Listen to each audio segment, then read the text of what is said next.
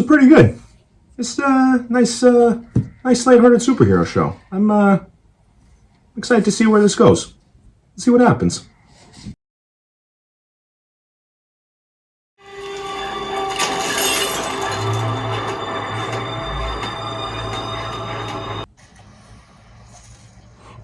Ah! Oh my!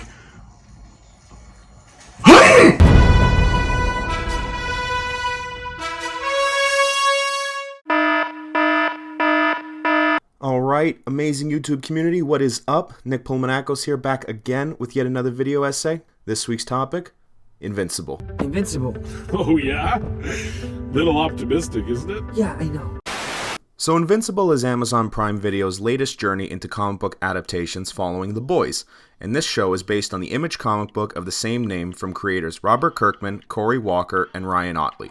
Starring Stephen Yeun, Sandra Oh, and J.K. Simmons, Invincible follows Mark Grayson, who is initially the normal son of the world's most famous superhero, Omni-Man. When Mark starts to develop his own powers, he trains under his father in hopes of becoming a hero just like him, donning the superhero name Invincible. Now, as someone who has read about a few dozen issues of this comic, I haven't finished it yet, don't at me, I was excited to see that this show was going to be getting an animated adaptation. You know, I've always felt that most of these stories in Invincible, they'd just be better suited for an animated adaptation. So, you can bet that my butt was in front of the TV as soon as this series dropped. And now that it's over, I think I can safely say that Amazon Prime Video's Invincible is absolutely freaking insane. Like, balls to the wall insane. Somehow, this show is able to have such high levels of insanity and is still able to strike a grounded tone with its emotional moments. And then it kicks the insanity back up again to charts to levels off the charts. I don't even understand it. Okay, I may have freaked out a bit there, but as you can see, I really like Invincible. So I figured, let's talk about it. And for this video, we're going to be focusing on two things: the journey of Mark Grayson and how the show portrays his relationship with his father, Omni-Man. Let's dive into Invincible, shall we? Wow. Cool. You know what's funny? I love that even with all its craziness, at the core of Invincible is a coming-of-age tale for a boy who just wants to do the right thing. Even when Mark doesn't have powers, something inside of him says that he needs to help the little guy. Maybe it's the fact that his dad is the most powerful superhero, maybe it's just an innate desire to do better. But at the end of the day, I guess it doesn't matter. Mark Grayson's journey through this series is, simply put, going from boy to man. At first, when he finally gets his powers, he immediately thinks that all of his problems will be solved. As we can all expect, however, having powers is only one piece of the hero puzzle. This is probably the first time since the Sam Raimi Spider-Man trilogy that we see what it truly means to balance life as a hero and a regular kid. All Mark wants to do is be like his father, who has somehow mastered the art of being a dad, having a family, working a job, and saving the universe. Mark desperately wants to help the world and live a regular teenage or young adult life with his new girlfriend Amber, but at almost every turn, his superhero life overtakes him. As much as any person says they'd want superpowers and be like, Superman or Iron Man or Batman, no one ever thinks about how time-consuming and how hard life would be. But Invincible shines a pretty big light on it, never sugarcoating Mark's new role as a hero. This all becomes especially clear and quite heartbreaking in the series' 6th episode, where Mark is touring a university with Amber. After going through a major battle in the series' 5th episode, and still dealing with the injuries of that battle, Mark seeks to have a normal day, just this one time. But all of that is upended yet again when a cyborg appears and begins to wreak havoc on campus. Mark knows what he has to do, but he doesn't want to risk Amber discovering his secret identity. However, as the cyborg attacks his best friend William, who's also there with them, Mark quickly dons his invincible suit and takes on the cyborg. Unsurprisingly, he gets his ass kicked, but luckily, the monster kills himself. However, Amber, seeing that Mark has abandoned her yet again, breaks up with him. As the audience, we wish that Amber would just either empathize with Mark or realize what he's going through. But in reality, it's Mark who is the one that is truly at fault here, as he is unable to, at least at first, trust Amber with his superhero identity. This is yet another trope that the show seeks to subvert. In a time when the Marvel Cinematic Universe has pretty much done away with superhero secret identities, Invincible opts to return to a world where superheroes live double lives. However, unlike in, say, Spider-Man, where Peter Parker hides his identity from everyone, Invincible finds a middle ground, where heroes have people close to them that they trust while remaining anonymous to the public.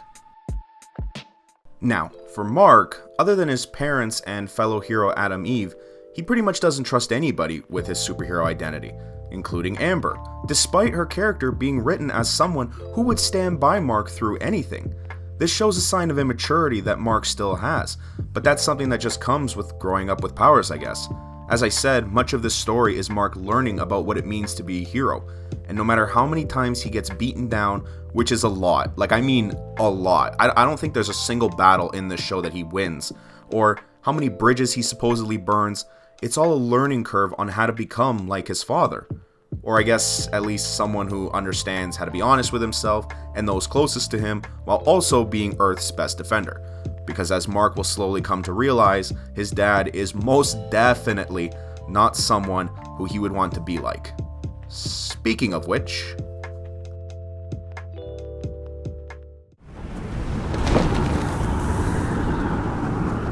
What am I doing? This might be a weird thing to say, so bear with me, but Invincible has 2 separate shows packed within these 8 episodes. There's the classic superhero show that occurs during the first 37 minutes of episode 1, and then there's everything after that.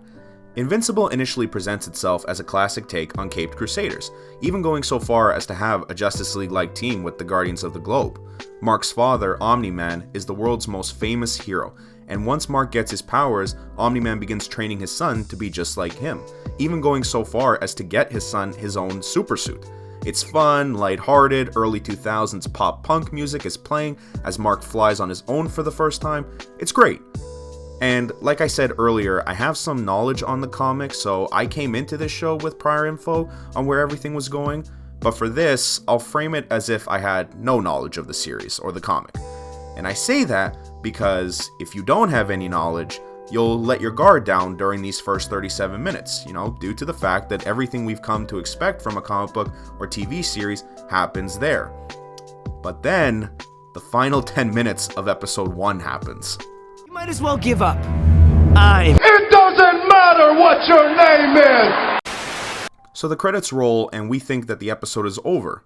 Weirdly though, it continues. Footage appears almost right after the first person's name on the credits, as we see the Guardians of the Globe gathered together, having seemingly been summoned. Of course, they all recognize that something is off because none of the people in the room called each other there, but before they can begin investigating, Omni-Man appears and brutally murders them all.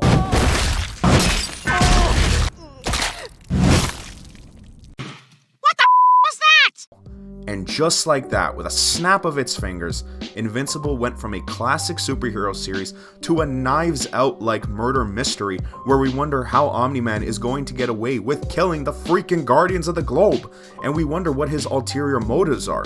We already know the crimes he's committed, and like Knives Out with its lead character Marta, much of this series finds Omni-Man trying to cover his tracks.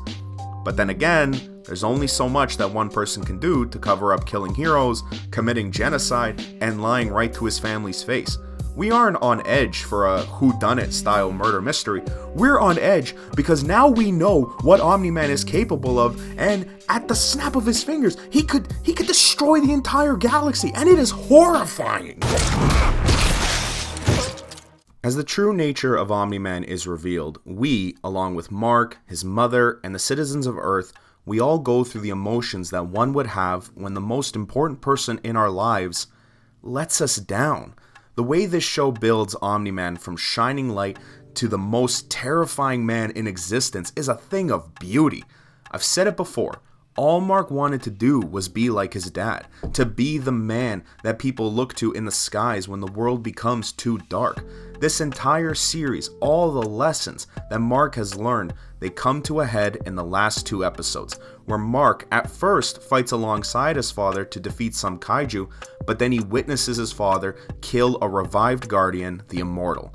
Mark is obviously shocked, and in that shock, he finally learns from his father why he's really on Earth and what his plan is: to ensure Earth joins his home planet Viltrum's galactic empire or be destroyed if they refuse. Now, of course, Mark has little care for Viltrum and opts to fight his father in defense of Earth. But like I said earlier, we know what Omni-Man is capable of. He is terrifying, and given the amount of times that we've seen Invincible get his ass handed to him over the course of this season, we could probably see that this was not going to end well for him. The final battle between Omni-Man and Invincible is probably the scariest thing I've ever seen in a superhero project. All the buildup, all the anticipation literally explodes here as Omni-Man fails to convince Mark to join him in his quest to enslave Earth and begins beating the ever-living crap out of his own son. Let me say that again. Omni-Man proceeds to unleash an unholy amount of fight on his kid. Like, parents have fought in superhero projects before, but not like this. We've known throughout the series that Omni-Man is pretty much unbreakable, but the way he just nonchalantly kills people here and takes every minute to explain to Mark why Earth isn't worth their time, all while fighting his son, it's almost hard to watch. I know people have complained about some of the animation in the show being a bit shoddy, and to that I say it's probably because a lot of the budget went into this finale, because damn, man, a superhero fight has never carried the weight that this one does. The sound design alone makes you feel how heavy each of Omni-Man's punches are, as if they have their own jet stream when he pulls his arm back and launches Invincible halfway across the planet. And I know I'm not the first to say this, but oh my god, man, I don't think I've ever seen a fight get this bloody.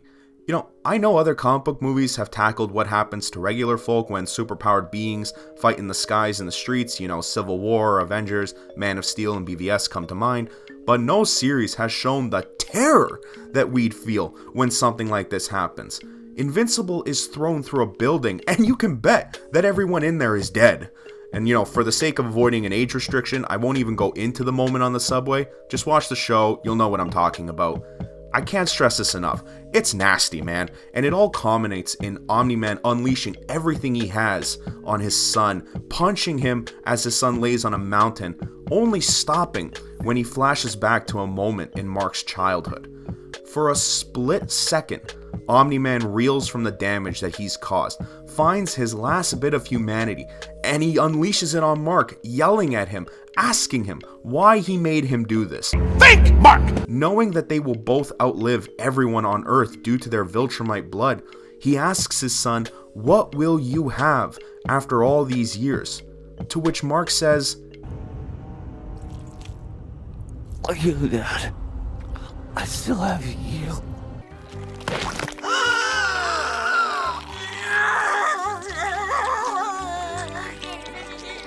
no punch, no bullet, no bomb could have had a stronger impact than that line. Even after all he's done, Mark is still able to reach to that last part of Nolan's humanity. And with that, Omni-Man leaves Earth behind, and with it a humongous trail of devastation, unlike anything we have ever seen before. And me?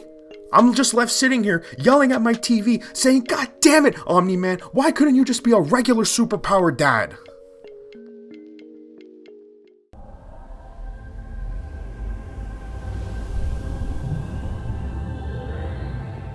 You know, this show does a lot of things right, whether it's its voice acting, its animation, its action sequences, it's all amazing. But I think that the best thing this show does, it actually comes near the end of the last episode. As Mark is healing from his injuries, a familiar face appears in the hospital room in the form of Cecil, leader of the Global Defense Agency, former close friend of Omni-Man, and the man tasked with keeping the world safe from superpowered or alien threats.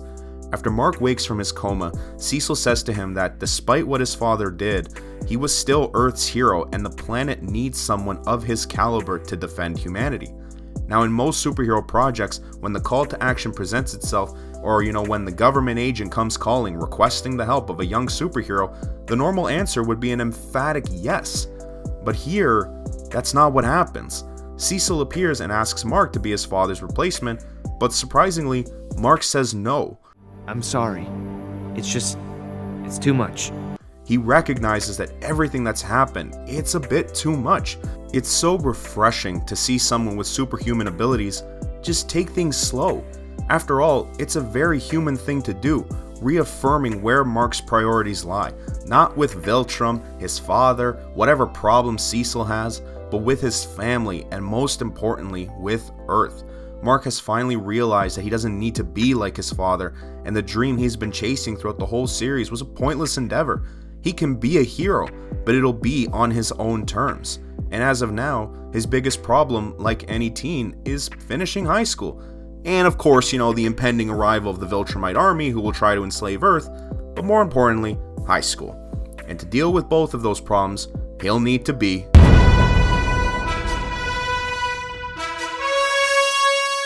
Okay, now we're seriously at the conclusion, and if I haven't driven this point home enough, let me say again that Invincible is completely nuts. From the start of this show, this is easily the most insane adaptation of a comic book to ever exist, and I loved every single minute of it. I love how it flips genre tropes on its head, how it balances the feel of a Raimi Spider-Man movie while being as violent as The Boys or The Punisher and still having Justice League / Avengers level team-up moments. It just all works so damn well. Fantastic performances, terrific music, hilarious dialogue, and action sequences for the ages. Do yourself a favor and pick this comic and series up. I promise you won't be disappointed. And if you are, well, I guess we can always settle that, Viltrumite style, right? What's going on, incredible YouTube community? Thanks so much for checking out my video on Invincible. As always, don't forget to like, comment, and subscribe. You can find me on Twitter at Nick Manakos, and I've been Nick Manakos, and I'll see you guys in the next video. Later, everyone.